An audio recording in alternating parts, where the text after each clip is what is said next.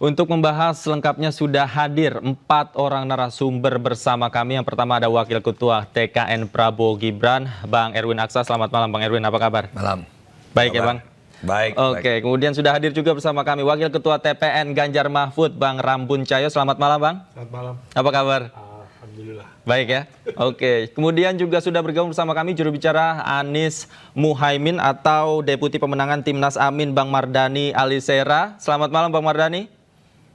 Malam Devi, malam semua. Selamat malam. Dan yang terakhir ada Bang Pangi Syarwi Caniago, pengamat politik, juga sudah bergabung. Selamat malam Bang Pangi. Malam Mas Devi. Oke, saya pertama kasih kesempatan Bang Rambun. Ini hasil survei muncul dari internal TPN Ganjar Mahfud. Sebenarnya seperti apa hasilnya dan bagaimana ini bacaannya di lapangan? Ya, artinya ini kan survei internal ya. Ya. Dan kalau kita lihat memang survei internal kita ini juga kita buat sejujur mungkin lah. Intinya kita tidak bias. Karena kalau kita lihat ininya kita nomor 2 mesti dibandingkan dengan calonnya Mas Erwin ya. Nah jadi buat kita apa yang kita lihat ini satu fakta yang kita yang kita ungkapkan secara benar dan untuk kita juga siap melihat apa yang akan terjadi di dalam pencoblosan pada tanggal 14 Februari yang akan datang. Jadi buat kami sih sebenarnya hasil ini sebenarnya menggambarkan kenyataan yang sekarang ada pada hari ini. Gitu. Jadi mustahil satu putaran begitu menurut Anda? Menurut saya sih begitu ya.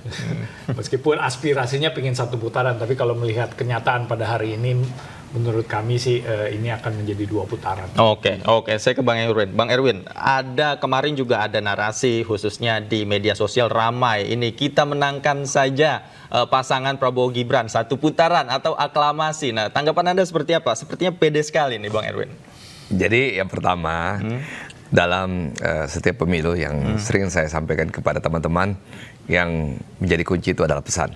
Kedua media, yang ketiga adalah logistiknya, dan yang paling terakhir tadi sudah disampaikan adalah jangan sampai bikin blunder. Nah itu 4 hal yang harus kita jaga dalam pemilu demi pemilu ya, terutama pemilu 2024 karena sosial media memiliki peranan penting dalam pemilu besok.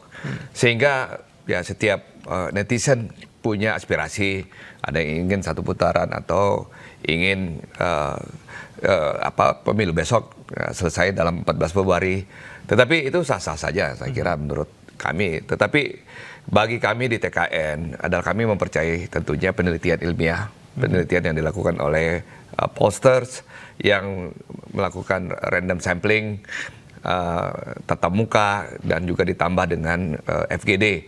Sehingga kami bisa melihat seperti apa yang menjadi persoalan yang menjadi pesan yang paling penting dalam pemilu 2024 besok. Jadi kita tetap konsisten, kita tetap rendah diri, kita tetap waspada, kita tetap menjaga bahwa pemilu besok tentunya banyak kejadian politik bisa terjadi dalam 1 bulan ke depan. Oke, saya ke Bang Mardhani nih. Bang Mardhani, ini melihat elektabilitas trennya nih pasangan Timnas Amin ini kan terus naik begitu Bang Mardhani. Nah, kalau dari Anda ini seperti apa tanggapannya? Apakah 1 putaran atau 2 putaran? Alhamdulillah trennya naik. Dan kalau di jagat media sosial sekarang trendingnya itu desak Anies ya. Karena pola kampanye yang sangat edukatif, yang sangat atraktif, dan juga sangat sesuai. Nah karena itu buat kami melihat angka-angka sekarang sepertinya susah untuk ada yang 1 putaran.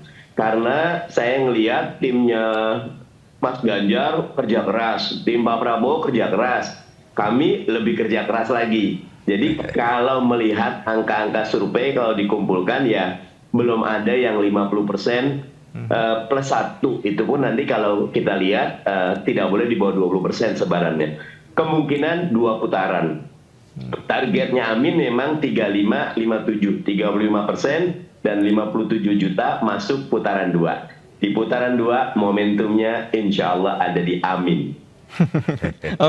Oke. Kalau dari pengamat bacaannya seperti apa nih di lapangan? Masing-masing ini kan bisa mengklaim angka-angka elektabilitas ini kan terus naik, apalagi jelang 14 Februari mendatang. Bang Panggi, bacaan Anda seperti apa? Ya, pertama begini Mas Devi, di dalam pendekatan politik elektoral atau desain pemenangan, arsitektur pemenangan atau membaca tren perilaku pemilih, itu yang penting itu bukan asumsi, bukan persepsi, bukan hanya duga-dugaan atau hanya mengklaim ya.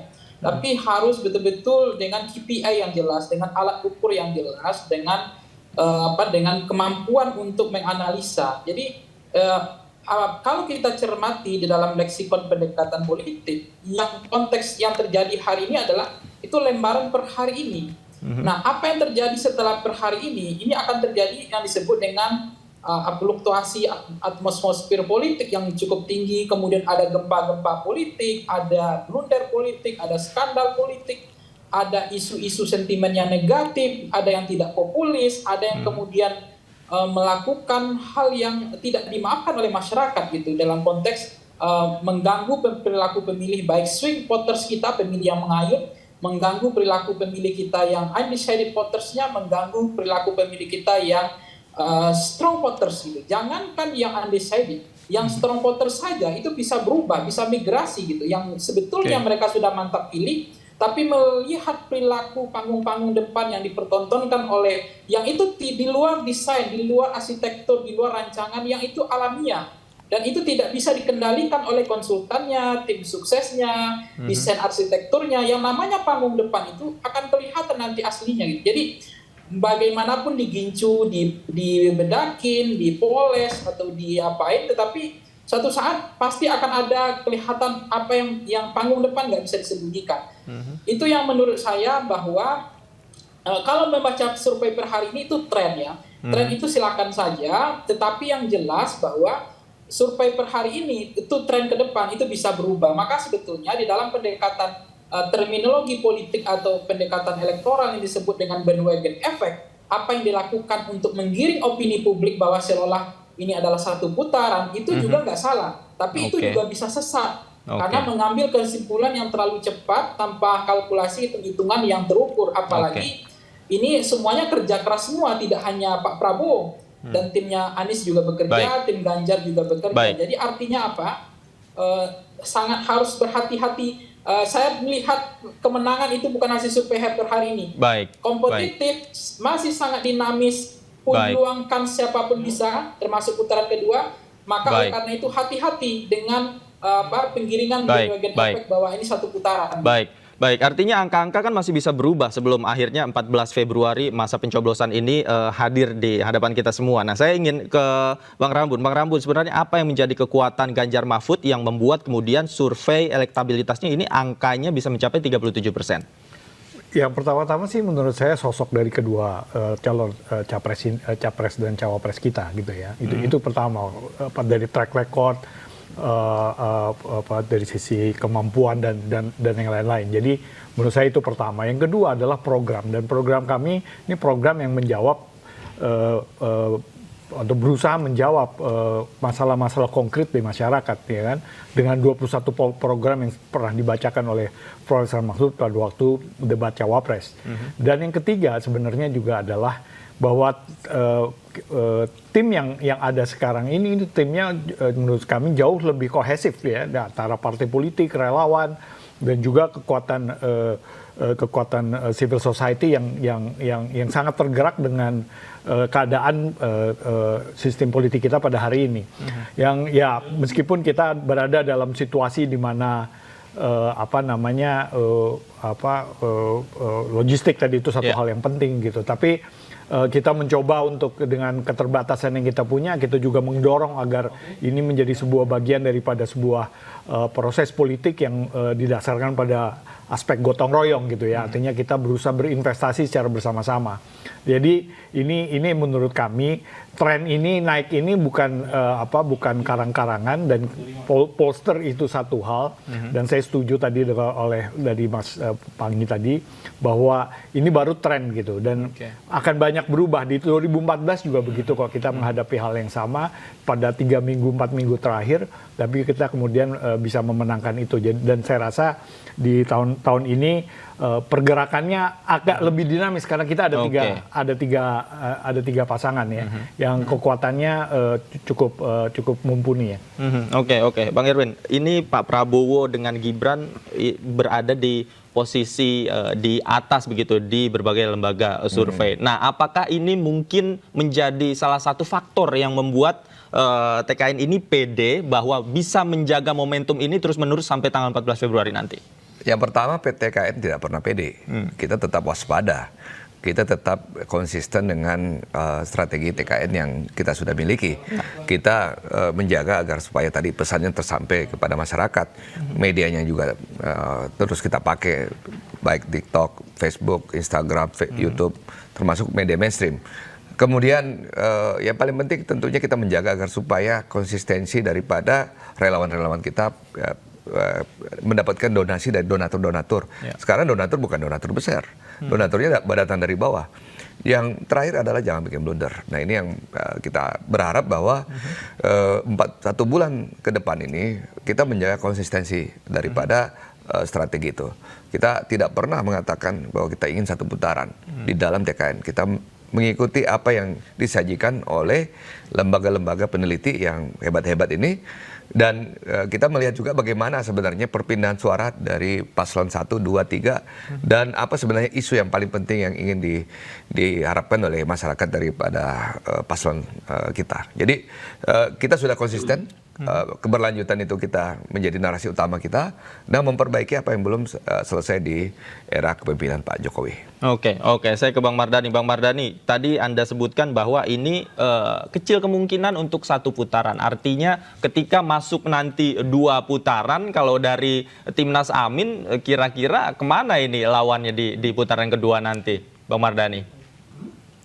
Timnas Amin insya Allah berkeyakinan kita masuk putaran 2. Oke. Dan dapat dukungan. Kenapa? Ada 3 alasannya. Yang pertama, 56% pemilih itu milenial dan Gen Z. Ya. Mereka sangat mudah mendapatkan arus informasi.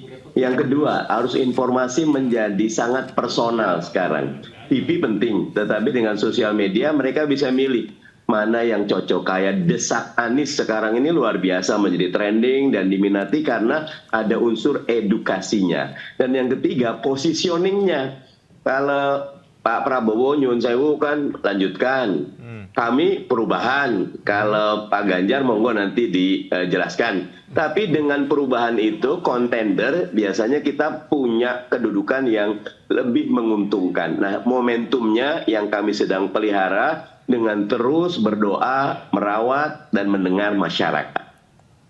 Oke, Bang Panggi, ini sepertinya masing-masing ini bekerja keras di saat ini sampai 14 Februari nanti. Target jangka pendeknya adalah lolos ke putaran kedua. Kalau memang tadi dikatakan masing-masing ini percaya bahwa 2 putaran pemilu. Seperti apa bacaan Anda? Yang penting sebetulnya kita melihat bahwa kontestasi per hari ini, kalau kita lihat mencermati cuaca iklim atmosfer politik sekarang adalah masih sangat kompetitif, masih sangat dinamis, masih sangat fluktuatif, dan siapapun punya kans peluang untuk masuk putaran kedua. Makanya sebetulnya baik pasangan nomor 1, Amin, maupun pasangan Ganjar Mahfud, itu bukan melawan kemustahilan, tetapi mereka bisa berpotensi untuk masuk putaran kedua. Nah, kalau kemudian ada mazhab yang mengkampanyekan menang 1 putaran aklamasi, itu juga nggak salah. Itu cara namanya bandwagon effect. Itu sama dengan orang di warung rumah makan. Kenapa orang rame di warung rumah makan itu? Diprediksi asumsi kita rame karena pertama makanannya enak, yang kedua harganya murah. Yang ketiga bisa jadi jumlah kursinya dikurangi sehingga orang berdiri antri semua. Nah, itu kan mempengaruhi kita. Padahal ketika saya mencicipi baksonya, ternyata baksonya nggak enak. Pernah saya coba, cuma karena murah saja. Jadi hati-hati dengan 1 putaran itu juga bisa membuat lengah, merasa menang, merasa kepedean. Itu terjadi sama Poke. pernah terjadi. Itu juga yang Poke kalah karena Pak Jokowi, dan itu juga pernah terjadi Ahok kalah karena Pak Anies dengan mengkampanyekan satu putaran itu. Jadi artinya itu hati-hati dengan, makanya survei itu dua pisau ya. Bisa pertama membuat lengah ya. Dan saya juga beberapa kali di pilkada justru itu membuat lengah calon. Yang kedua itu membunuh di dalam internal sendiri gitu. Jadi menurut saya kalau kampanye satu putaran itu menurut saya harusnya dihentikan ya. Karena itu justru merusak kinerja dari Pak Prabowo sendiri. Jangan terlalu kepedean gitu. Karena level confident boleh, tapi harus terukur. Karena yang disebut dengan undecided voters itu, hati-hati. Kenapa hasil survei per hari ini itu akan berbeda dengan hasil per hari hanya? Karena ada undecided voters yang tinggi, 9% loh. 9% itu dewa elektoral sebetulnya. Dewa elektoral itu apa? Dia yang menentukan siapa presiden ke depan. Dan dia adalah pemilih rasional yang melihat karena visi misi, karena program, karena kinerja, karena kompetensi, kapasitas. Bukan karena gimmick, apalagi hanya karena polesan, pencitraan. Dia pemilih yang berbahaya. Mereka pemilih yang silent majority, pemilih yang tidak jujur. Tapi hati-hati suara mereka di akhir nanti. Oke, hati-hati. Pak Erwin nanti dijawab, tapi usai jeda. Pemirsa jangan kemana-mana, kami lanjutkan dialog kami usai jeda berikut. Tetaplah bersama kami di iNewsroom.